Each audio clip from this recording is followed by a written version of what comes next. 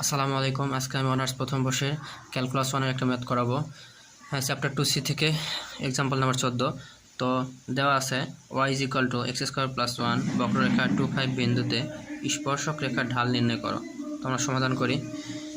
ধরি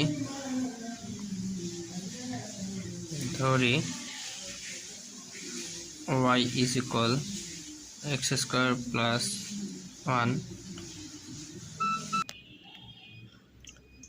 বা এটাকে আমরা এখন অন্তরীকরণ করি। তো লেখা যায় dy/dx = ddx x² + 1। অতএব dy/dx এখানে অন্তরীকরণ করতে হবে। তো অন্তরীকরণ করি, দেখি সাইড আমরা দেখা দিতেছি।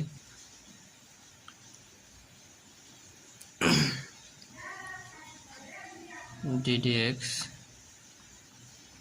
x² + 1 কে অন্তরীকরণ করলে ddx x² + ddx 1,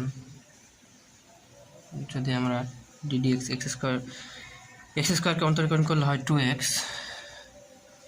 প্লাস যদি ddx 1 মানে 1 কে অন্তরীকরণ করা হয় তাহলে হয় 0, মানে ধ্রুবক রাশি 0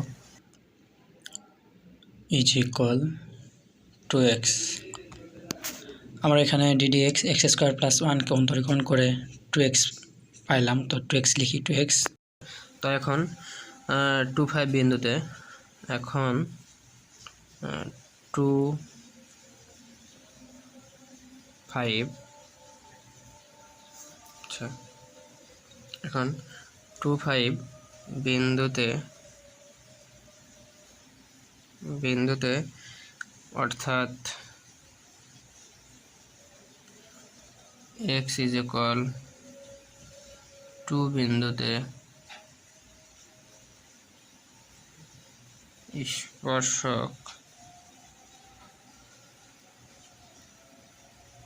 স্পর্শক রেখার ঢাল dy/dx = 2x।